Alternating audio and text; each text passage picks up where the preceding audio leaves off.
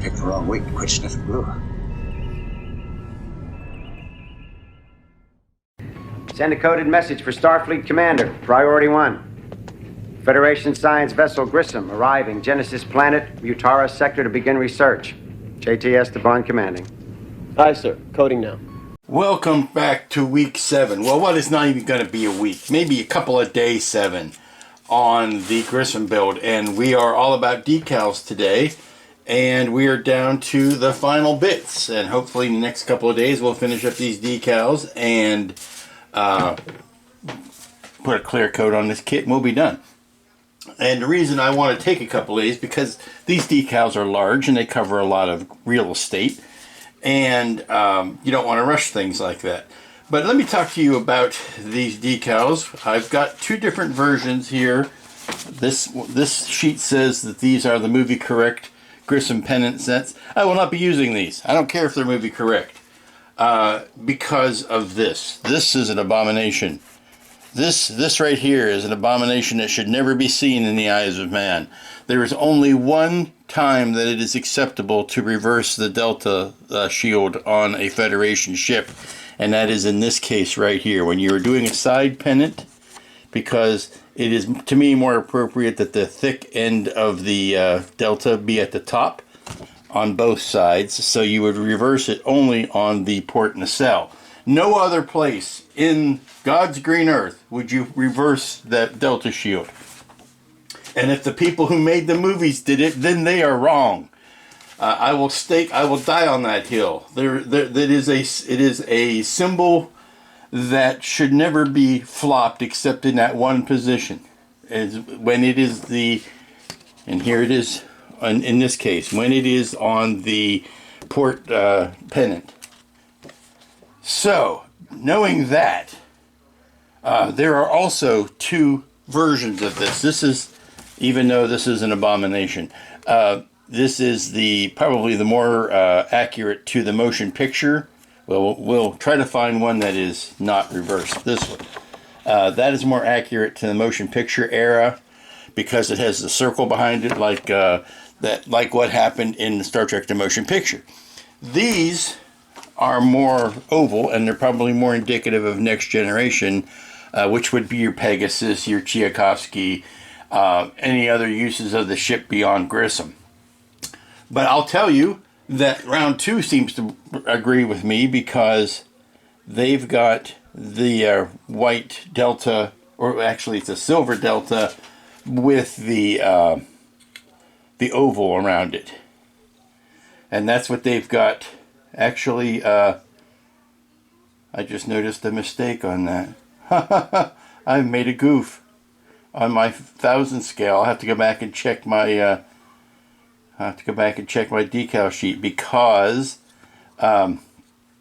they use the Delta, or they use the oval shape as well. Let me get that in focus. They use the oval shape as well for their Grissom decals. At least I did. And there it is on the... Anyway, that's the one I'm going to use. I'm going to use that one because it has that extra black line around it. And, you know, the gap and then the black line. I just think that's a more attractive version. If they had flipped these the way they were supposed to be, I might be tempted to use those, but I'm not gonna. There's just no way I can put that on that abomination on my starship. So, luckily we've got duplicates of these longest ones because these are going to be the tricky ones. Because of that 1.5 inches that I've cut out of here, I have to alter the length of that decal. I'm choosing to start with the belly decals because so much of the decaling is done on the top. There are decals that go on the very tops of the nacelles, so that I don't want to decal those and then flip it down and set it on those fresh decals. So I will do the belly decals first, and then let that dry, and then flip it over to do the top decals last. The side decals I'm also going to do while it's on its back like this, but it's going to mean working down the length of the sides of the pontoons decals go all the way to the back there. And we're going to have to inch those on and keep them straight and square and all of that. So it's not there's not that there's that many decals, but they are kind of tricky. This one I don't understand. I don't understand this decal. I mean, I understand where it goes. I don't understand why this shape was included in the decal. You paint that shape. You don't need to decal that shape. So now I have to put that over top of the gray square that I have already painted that goes there. And if for some reason that goes awry, then I will cut up this spare decal that I've got here because it has the same markings minus the gray shape. And I will use that in its stead, but I don't know. I don't know why they did that. And this also includes these docking bays, which go right about there on the pontoon, which will help anybody wonder about how they get to the pontoon, because you could just take a shuttle from the top saucer and go straight down to there and dock from the outside. But they didn't put any indent in here to show that there's an actual docking ring, and something at this scale there certainly would have been the indent. You would have seen that. Now I know the filming model has no indent. The filming model only has that decal just applied to the side, so I know that's why they're emulating that. But if you were to truly make it accurate, you would have a recessed circle there. And the last thing I'll whine about before I get my nerve up to start cutting these and putting them down are these transporter pads.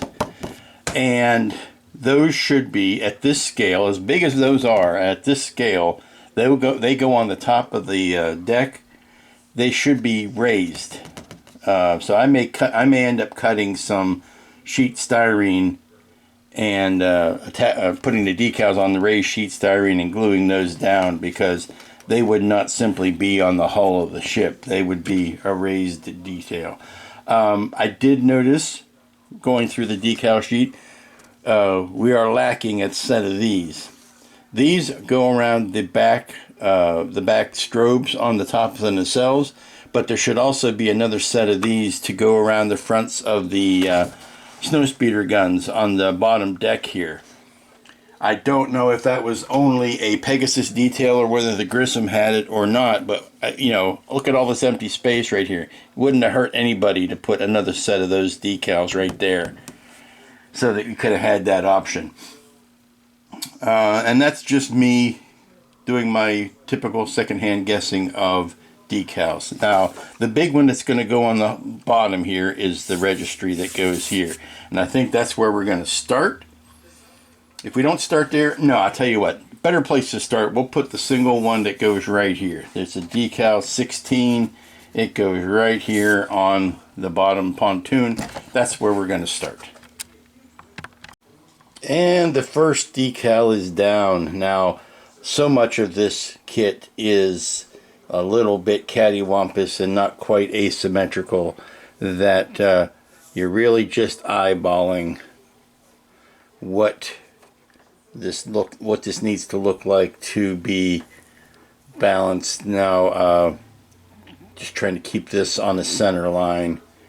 Again, there's nothing here hard and fast to mark out where that should be, so it's strictly by the old eyeball. And the next one would be continuing the stripe all the way down. Okay, this one's going to be best handled cut in 3 pieces because it needs to follow that arc there, but that means it's also way too long and needs to get trimmed. So we're better off putting the number down first and then adapting these to fit, rather than trying to put the whole thing down and slop it all around. So let me cut this one up and then we'll get it in place. Alright, the big decals are down, and that's the thing about this kit, even the small decals are big. The small detail decals are big in comparison. This would be the size of any huge registry on any regular starship, so there ain't no small decals here. And luckily enough, I just happened to have carved a radial groove or radial grid line just to the inside of the same arc of these decals, so I was able to use it to line everything up and get it nice and flush. So yay, that's a yay and a happy. Now what we need to do is to flip this guy around and put the long decal down the belly there. And we actually have to cut that in pieces because we have the strobe right here. So we're going to put this much on and then put the rest on the other side of the strobe. This cutting things into smaller pieces is actually a benefit because you're not flopping around with a big old decal. So that's great. Something you may notice, you may not have noticed, but you will certainly see it when I flip this thing over on its belly, is over the weekend I repainted all of these blues. Not the blue on the front leading edge here, but all the blues in these these slatted recesses. Because when I put the clear coat on it this weekend, that's one thing I did, was I wanted to get everything clear coated to get ready for decals, and it turned those blue areas really dark, like almost into a navy blue, which was no bueno. I did not like the color that it turned it into once I put the clear coat on. Which is, you know, it's clear, it should still be the same color, but it just made it look so dark. So I went back and I mixed up a new color that was a little bit of the duck egg blue mixed in with that, and then repainted it. But I only painted it down the center. I didn't get into all of the corners and nooks, and as a result, it makes it look much more rich, because it's almost like it has a glow or a fade around it. So I think in the grand scheme of things, that was a good thing to have done. So let's get this guy turned around and put the long strip down the center. Well, those were some tense moments, but I think we've got everything nice and straight. Might be a little bit of a curve there. These long red pinstripes are the bane of my existence as far as decaling. And you can't depend on it being in the exact center, because like I've said so many times, this kit has symmetry issues. So you try to aim for something that is going dead down the center, but you can't like stick a ruler up against it and say, okay, it needs to be, 3 millimeters from that side and 3 millimeters from this side, because that is not always square or straight. So you kind of depend on the decal itself. If you cut enough carrier film around it, the decal, when it lays flat, will straighten itself back out. The secret is not to have so much carrier film that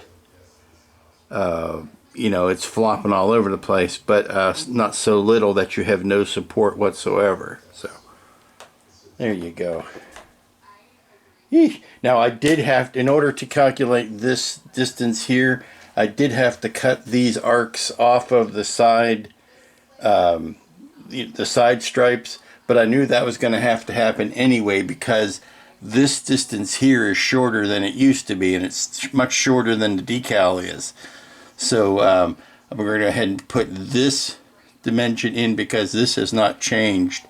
We can put that decal down and then measure from the nose back to that, and then cut the excess off of the decal, and then the back stripe should be the same as always, because that distance has not changed. Okay, because nothing is ever as simple as it should be. There's not any of these decals that go on the stripe here that don't have to be trimmed or pared down. Now the last one that goes here is the number, and from there out to the back, that one is fine. If I move this one up next to it, then it's already way too long, and this is the part of the hull that hasn't been touched. this is the one that needs to be altered, because to end at this point I have to chop, maybe an inch, inch and a quarter off of it. I've had to cut this apart because these angles don't change. So I'm thinking what's going to be best is to go ahead and put this one down first, because I know where it has to land, and then I can match the other ones up around it. We have an issue of this second, the smaller stripe. Both of them have to be cut back, but I have to recreate that little angle here. So what I'm going to do, I think, is just make a blind chop and then fill in with what I need to fill in, given my best estimates of the lengths of things. We'll see how it goes. Okay, I think I've made a pretty good compromise. There are so many different lines you could follow and not go off track here. The important thing is that this at this joint, it is touching the gray outline here, but because this tapers, it's going to move away from that gray outline there. It should still kind of be straight, but because the gray is a constant width and this is a diminishing width, you're going to start seeing that white creep up in there, which is natural, but it is kind of disconcerting when you are putting the decal down. The long one that goes from here to here, I only had to cut a chunk off back in front of the number. I cut it about that much off in front of the number, because where you hit that N, you're not really going to notice the taper. Well, there's not that in the amount of taper in that is not very much at all, and it's easily hidden on the front of the N there. So this is the last big one to go in, and basically as long as it centers on the N and it touches that, then wherever it falls on that gray line is gravy. Alrighty, the lines are down. They are a compromise, but it's a resin kit. Life is full of compromise. I actually had to put it on a bit of an angle to get it to line up. It's not exactly square, but these lines also taper, which makes it difficult. Makes it difficult to make sure that it is square. You can only make it look as good as you can. And I think especially with something that long and skinny, trying to lay it down in one piece. Yeah, not so bad, not so bad. I think I can live with that. We'll put the little docking ring on that goes there, and then we'll move this around and work on the other side. Okay, so I just did a little bit of moving things around. There's the docking ring, but I wanted to straighten this big stripe out, so I ended up moving it down, which meant moving this whole arced piece down.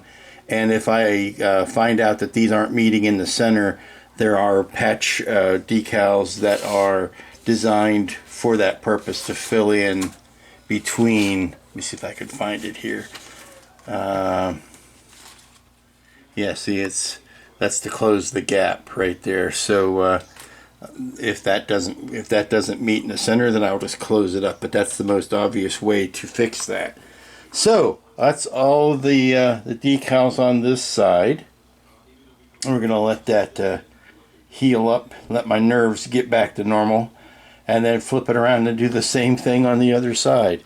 Well, this side went a lot easier than the other. And of course, that's always the way, because the first time you run through anything, you're going to find out where all the pitfalls are and all the things that need to be changed. And ironically, or perhaps providentially, the decals ended up touching in the center, so I didn't need to fill in that extra bit. So maybe they had accounted for that with the extra length on this one, who knows. But all shakes out well in the end, so Just doing a little bit of touch up here at this joint where they all three of them come together. And as I said, it's not easy to follow a straight line on any of this pontoon when you're trying to figure out which line you should use for guidance. I need to do the last, and I have it here somewhere, the last docking ring there, and then we can let all this dry until after lunch and come back and I don't know whether I should spray it and then flip it over and do the top. There are no more bottom ones that really need to get done. I've gone through this bottom chart here and checked off all the ones that I have done. Even did to the ones doing on the side there. I can't get up to the top nacelles ones. I want to see how this area looks once I've righted everything. So we're gonna let that dry. And actually, when I settle on the base, this is the area where the friction is. So I could flip it over and do the decals on the top without mucking up any of these decals, as long as I handle it carefully while I am doing that shifting. And I'm going to see if I can find, there it is. That's the docking ring that I need. This is what I was talking about earlier. They provide extra filler lines in case you need them. Alrighty, the ship has been flipped back over and is on the stand.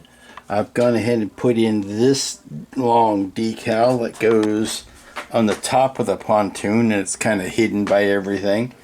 I can inspect what these look like now that they're upright, and they look pretty good. I am getting ready to put this long decal on, and again, there is a straight panel line here that I can line the top of the decal up with, and it looks like the oval wants to be right there. Okay, I've got the main side pennants on the starboard side, and of course the most obvious thing is making sure that that layer of text is straight. And the only way I could go by it was to take a parallel line from this panel line here, lay the square up against it, and see how that lies against it. And that's pretty close, and yet still have enough to run this all the way back and keep it consistent with what's going on back there. So that was the tough one for that side. We'll do the tops of this nacelle next. Okay, here's that decal I was talking about that had the gray square built into it already that I couldn't understand why. Well, it turns out it's too short anyway. It's supposed to go from there all the way up to there. So what I'm going to do is cut that optional one off of this sheet, that number 19, and I'm going to use that there instead. So let's just get rid of this one, and we will substitute the other one. Nice to have extras, but here you go. There's the decal, and the decal sheet says to move this further up, but I'd like it better circling that beacon there. Let me go check a reference or two and see if I'm in the right spot. Yeah, I'm kind of in the right spot, but the model itself has this line here pushed further back. These two things are further apart from each other than they are on the kit, so I'm better off, I think, moving it back just a wee bit. Okay, I think what I need to do is actually extend this bit that's cast into the model. I need to make that longer till it comes up to about there, but I can do that with a little bit of strip stock, and then we'll split the difference on the decal. It still doesn't go as far up as that, but you can see what I mean now about how far apart these two things are on this kit as opposed to what's on the filming model. So we're gonna put that right about there, Tough to do with a camera on it, one-handed. And then I'll just add some stock right there. Okay, so I'm pretty much down to it. I've got all the decals on, with the exception of the big ones, the ones that go here. There's red stripes and then the name and number. And that's all that's left. And then we will let this dry for the rest of the day and spray it, and it will be done. And then we'll be touching some tiny detail work. Okay, the last of the double line decals are on, and it's kind of tough because there are so many arbitrary and conflicting centerline issues with this kit that it's tough to eyeball it and figure out, you know, if you're going to stake a claim and say, okay, there's the center, then this line should stop equidistant from both sides of that center. And it doesn't match up with any of the panel lines on the saucer, which again don't line up with any of the windows on the saucer. So it's makes it kind of difficult. In a perfect world, this would be the center mark right here, and you would kind of twist the entire saucer to line that up. But if you do that, then the doors at the front don't line up. So it does make for a little bit unusual of a build when you can't stick a ground, you know, put a stake in the ground and say, okay, this is the center line. You can find a measurement that is between these two, and that may or may not be equal to the same point if you took the center between these two, or in fact where this piece is. Very difficult to find a center. Again, this should be the center line for this piece and that, and then you try to make that center come down here to the back, and you can find yourself throwing yourself out of whack that way. So there's just so many oddnesses and discrepancies between the right and left side of this that makes anything more than an educated guess kind of fruitless. Good morning, everybody. It's Tuesday, and I present to you the finished Grissom. Put the decals on yesterday. This morning, the last thing, I popped these transporter grids down and glued them in place. I put the decal on a piece of strip styrene, and then to give it a little dimension, and then glued those pieces down. A, because I thought at this scale they would be raised above the surface of the ship, and B, because the decals are not backed in anything in particular. You would see the surface detail through the decal, which in that case wouldn't be a good idea. So there you go. I also popped in the tiny runway red, yellow stripes that I had mentioned I was going to use. That's pretty much it. Now, we are one flat coat away from being completely finished, and all I need to do is pull this out to the back porch and put a flat coat on it. I'll probably hit the top of it like this and then flip it over and do the bottom. But once the flat coat is done, I will bring it back in, turn on all the lights, and celebrate the final finish of this kit. And there she is, ladies and germs, with the flat coat on it, and all of the decal carrier film miraculously disappeared. The USS Grissom. I've got the lights all in, and I did gang up two 9-volt batteries in parallel, and I've got the strobe circuit going, and I've got the, make sure we can see these strobes back here. Yes, I got the strobe circuits going, and I've got the 9-volt circuit going, and everybody's happy and good and yay. Put the shuttle in here. There we go. Turn off this overhead light so you can get maybe a better view.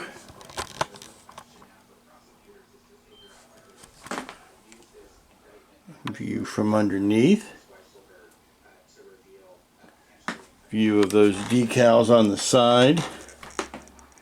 Those stripes that gave me such a headache yesterday. The markings.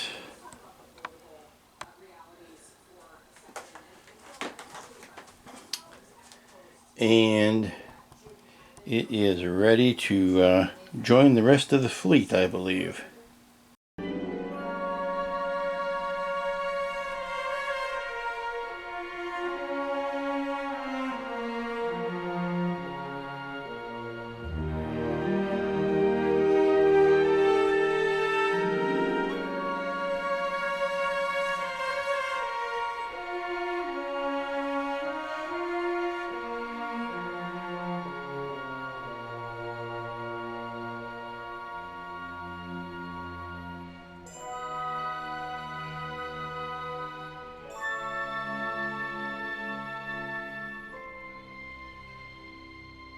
Folks, this brings us to the end of the six week and a couple of day build on the Grissom, the Oberth class, the studio scale Grissom.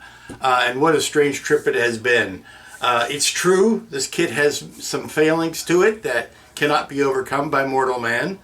But by and large, it's still a very good kit, still a very fun subject to build. I learned a lot. I did things, I braved things I never thought I would muscle up the courage to do. Channeled all those wires. That was something I never thought I would do. I cut the nose off of it and did some basic drastic work on it. Never thought I'd do that. I built this stand out of copper. That's always fun, working with other skills. Got the you don't see it now because I'm saving batteries, but the lighting all still works. It's an amazing thing to get the lighting to work all the way through your build. Had I had it to do over again, I probably would have put a dedicated line just for those for the window lights. But I did gang up a couple of batteries there in parallel, so I am getting more life out of my 9 volts. So thank you for those suggestions. Now, to talk about the unicorn in the room, the elephant in the room, the Oberth in the room. Yes, there are plenty of seams on here that I did not do my best work on. I don't know how to express other than the fact that yes, I could have spent more time cleaning and finessing those seams, but at a certain point there is a diminishment of returns. Had this been the only Oberth ship I was ever going to build, I probably would have spent more time on it, but just knowing that there's going to be an excellent round 2 kit, it kind of took the wind out of my sails as far as making this the be-all end-all kit. Like I said, there were some things I was never going to overcome on this. The fact that the saucer has so many weirdnesses in its symmetry. The windows are not exactly where they should be in comparison to the door openings, in comparison to these radial spikes on the top. The engines are still too fat. The deck plate, this main plate, should be a little bit longer and a little bit wider on one side. The boom should be a lot longer and pointier on the back. There are a lot of things that this kit should be. So when it came down to me doing the joint work on it, at the end of the day, it was still going to be a kit with these many flaws in it, and I would much rather, leave it good as good can get, and then go on to the next kit and the next subject. So I still think it came out pretty darn good. It's a 5er, and a 5er is good enough for me. It looks good from 5 feet away. A 10er, everyone knows what a 10er is. It's 10 feet away. You can get down to the 2er and maybe a 1er. If you're good, your model looks good from a foot away.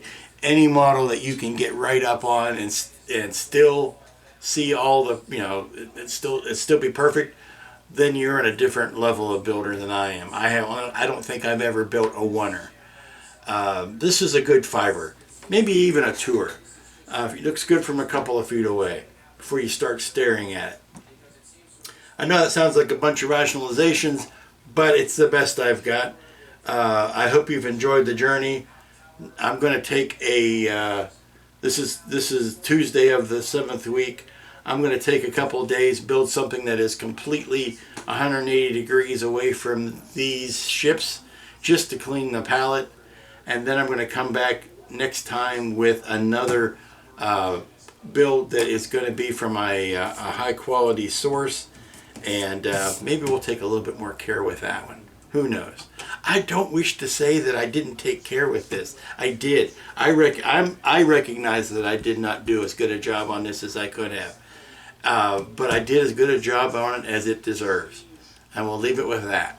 So until next week, you'll be good. Well, I'll tell later this week, or whenever you're watching this, who knows. Until next time, be good to each other. Don't be too hard on yourself. And we'll see you here next time.